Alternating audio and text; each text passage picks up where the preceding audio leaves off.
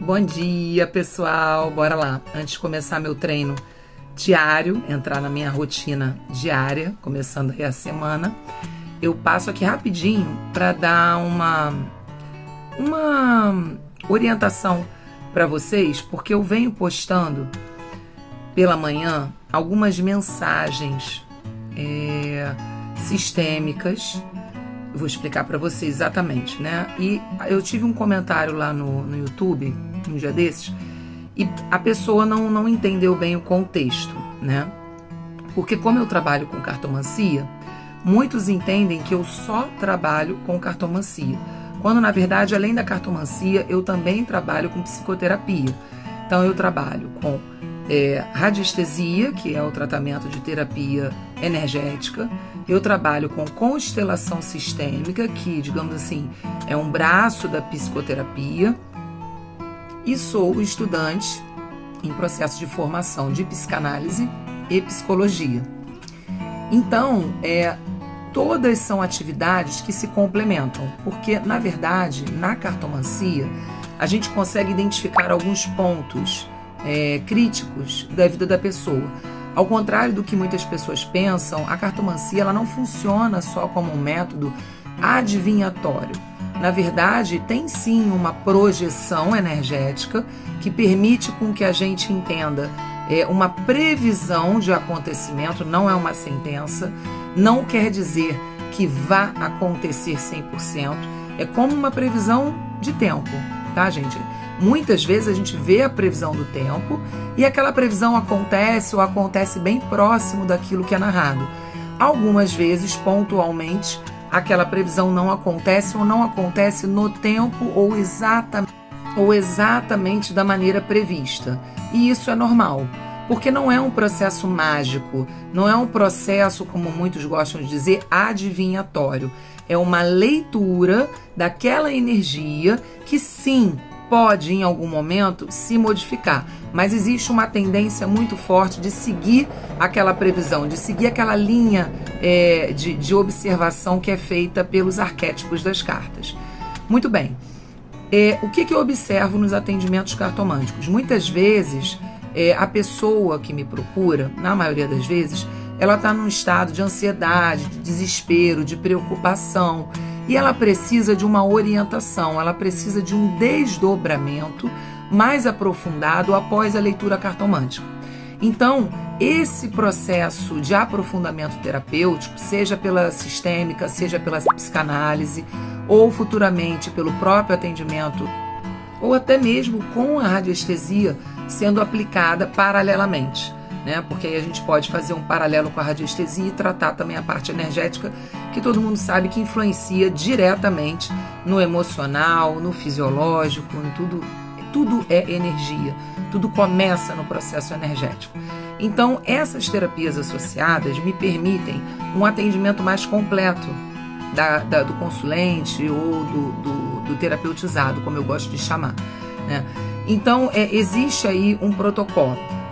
O que eu quero destacar para vocês é que quando eu trago essas mensagens sistêmicas, seja nas cartinhas que eu apresento para vocês, né? Seja em frases que eu trago também, posts que eu trago, muitas vezes até já prontos, outros que eu produzo, de raciocínio lógico, é justamente para fazer uma aproximação, uma associação entre a pessoa que está fazendo a leitura daquela mensagem e aquela mensagem escolhida. E aí eu tive um comentário no YouTube bem interessante, que a pessoa falou assim, mas essas mensagens que você posta, eu acho bobeira, porque, né, mais ou menos assim as palavras que ela usou, porque qualquer um pode tirar a carta e fazer essa leitura. Gente, mas a ideia é essa. A ideia é passar para vocês com simplicidade um processo que qualquer um pode fazer, porque até mesmo a cartomancia não é algo mágico, não é algo divinatório, não é algo bruxesco. Não, gente, é uma leitura que requer estudo, concentração, conexão energética, lógico, um pouco de feeling, de sensibilidade para traduzir ali aquelas imagens dos arquétipos associada à intuição que você recebe no momento, sim, mas nada que não possa ser trabalhado e feito com ele. Então, da mesma forma que isso acontece na cartomancia, isso acontece nas terapias, inclusive na constelação sistêmica familiar. É uma questão de técnica, não é uma questão mágica, divinatória, um dom extraterrestre, não tem nada a ver com isso. Então, quando eu trago essas mensagens, é um momento de reflexão, é um momento de autoanálise, de ler, reler, refletir, interiorizar e fazer com que aquilo durante o seu dia ou durante a sua semana reverbere pensamentos, sensações, desconstruindo o racional e entrando mais na área de sentir, porque a constelação sistêmica ela é uma terapia que trabalha o sentir, que trabalha, na verdade, o que é, né? Eu trouxe esses vídeos também para poder trazer para vocês o que é a constelação sistêmica. Então vamos lá que eu vou definir para vocês. Constelação sistêmica é um método de abordagem sistemática e fenomenológica que busca observar o indivíduo e o sistema ao qual ele está incluído, a dinâmica de funcionamento entre esse indivíduo e esse sistema. Então a gente observa se existem conflitos, quais são esses conflitos, se existem, né, o que a gente chama de emaranhados, que são questões enraizadas muitas vezes inconscientemente e que são aplicadas de maneira equivocada, trazendo desarmonia àquele sistema. Então a gente tem as leis básicas da constelação sistêmica, lembrando que a constelação ela já tem aí uma bagagem, ela não foi criada por Bert Helling, como muitos pensam. Ele, na verdade, foi um codificador, foi um aprimorador dessa técnica e não criador. Bert chamava o processo de constelação sistêmica, esse movimento de tentar sentir, buscar ali as percepções através do sentir e não através da racionalização, como a gente costuma fazer, como um movimento da alma. Então, existem 3 leis básicas que regem a constelação.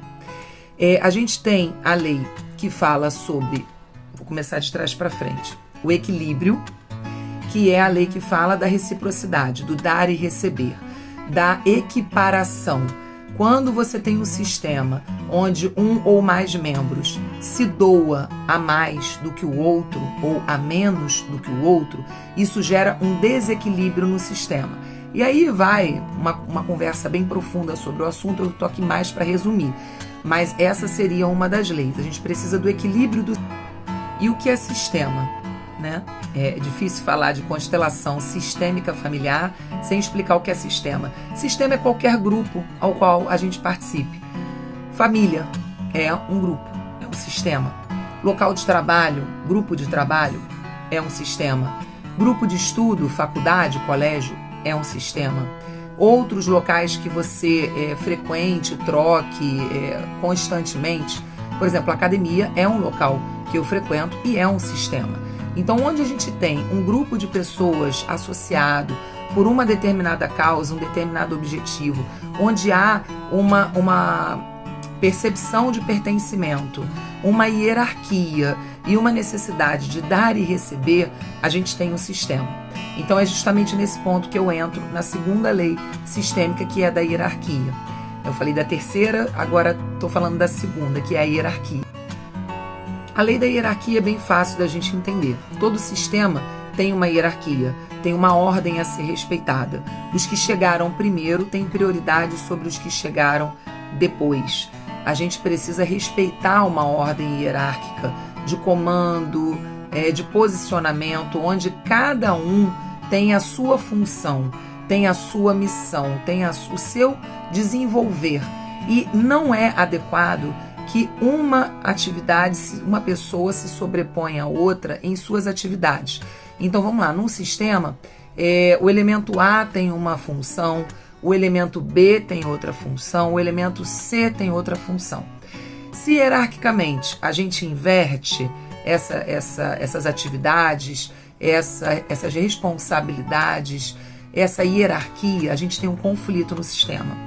Então é muito importante identificar durante as sessões qual função, qual atividade, qual o nível de responsabilidade dentro desse sistema para mantê-lo em ordem, para mantê-lo em harmonia.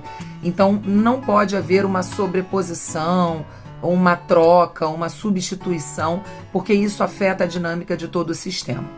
E como a primeira lei sistêmica, a gente tem a lei do pertencimento, onde nós temos elementos que pertencem originalmente àquele sistema, ou elementos que adentram aquele sistema em determinado momento da vida, em determinada atividade, em determinada situação, e a partir dali passam a fazer parte da história daquele sistema e precisam ser respeitados, incluídos e tratados como tal, tá? E quando a gente exclui um membro desse sistema, a gente também tem uma desarmonia, um emaranhado a ser.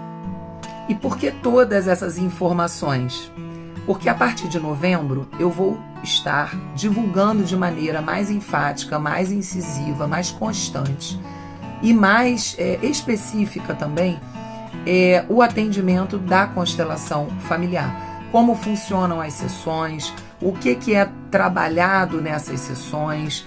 É diferente da psicoterapia tradicional, né? Apesar de também ser uma forma de psicoterapia, mas quando eu falo psicoterapia tradicional, eu estou falando da psicologia. Não é um atendimento semanal, é um atendimento pontual, isolado, onde a gente consegue ali quebrar alguns paradigmas, adentrar em algumas questões específicas, trazer à tona ao consciente questões que até então estavam no inconsciente de maneira mais rápida, né? Um start, um quebrar de paradigmas, como eu disse, que pode ou não ter um desdobramento futuro nas sessões de psicologia.